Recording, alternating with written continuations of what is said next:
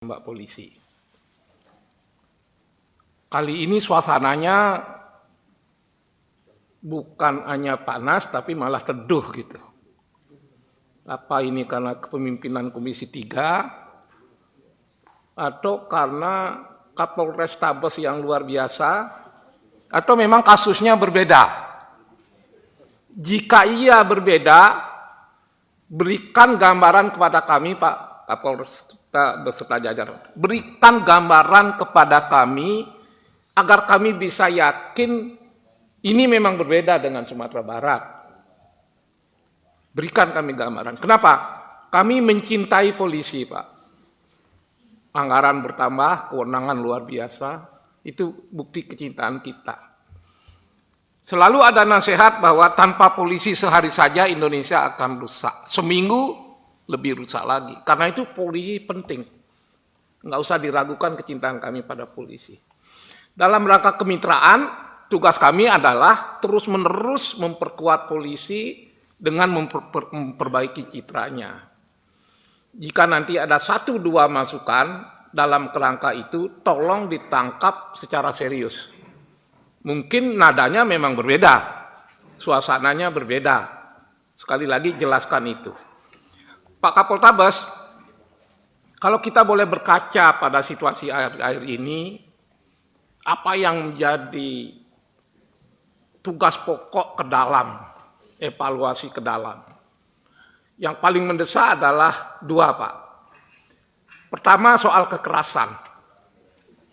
Mudah-mudahan ini jadi momentum, besok tidak ada kekerasan lagi. Tidak ada lagi polisi nembak masyarakat. Mudah-mudahan. Yang kedua, selalu ada hikmah. Dalam sebuah kejadian selalu ada hikmah. Baru-baru ini melalui pemilu-pemilu, kita sangat berat meyakinkan masyarakat bahwa bagaimana polisi harus independen. Tapi kan aspirasi terus-menerus datang. Dengan izin ketua, kewajiban kami adalah aspirasi yang kami dapat kami sampaikan kepada saudara-saudara kepolisian, khususnya Pak Kapolresta. Pak, jika Bapak bukan orang luar biasa, nggak mungkin seorang kombes sembarangan bisa duduk di kota Semarang, Pak. Pasti Pak luar biasa. Oleh karena itu, 2 ini tolong diperhatikan. Kenapa? Isu parcok sekarang menjadi dilematis. Tapi mudah-mudahan kita ambil hikmahnya saja. Tapi yang paling merepotkan kami adalah dalam waktu 1-2 hari ini, Pak. Orang mulai mengusik senjata yang dipegang polisi, Pak. Mulai diusik. Apa masih perlu kepolisian pegang senjata? Bisa Bapak gambarkan nggak di mana kelemahan-kelemahan SOP yang berkaitan dengan senjata, sampai senjata itu dengan mudah yang harusnya melindungi rakyat, tapi malah, maaf ya, bukan hanya membunuh rakyat, tapi bisa membunuh polisi. Ini hati-hati karena kajian, walaupun belum berupa undang-undang, kajian yang ada tentang bagaimana polisi cukup bermodalkan pentungan di berbagai negara maju, kelihatannya perlahan tapi pasti kita akan mengarah ke sana.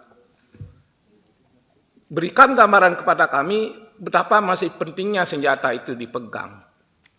Pak Kapolres Tabes, jika mengacu pada literatur, Polri ini sipil, Pak.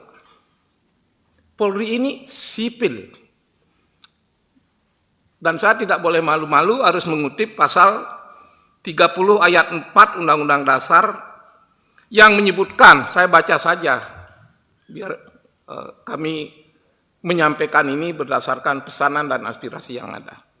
Apa bunyi pasal itu? Di situ disebutkan bahwa Kepolisian Negara Republik Indonesia sebagai alat negara yang menjaga keamanan dan ketertiban masyarakat bertugas melindungi, mengayomi, melayani masyarakat dan menegakkan hukum. Itu ciri dari polisi sipil. Apa yang membedakan polisi sipil dengan tentara misalnya? Polri adalah sipil, karena itu dia non-kombatan, non-tempur. Apa yang membedakannya dengan tentara? Tentara kombatan, tempur. Akhirnya kami capek menjelaskan kepada masyarakat bahwa polisi masih perlu pegang senjata. Ada literatur yang akhirnya tadi pagi saya temukan, sesungguhnya polisi itu tidak perlu pegang senjata, kecuali sedang menghadapi kasus-kasus berat tertentu. Apa itu? Terorisme, kejahatan besar. Hanya itu yang polisi boleh pegang senjata. Itu pun dengan izin. Lalu ada catatan yang mengikuti kapan senjata itu dikembalikan.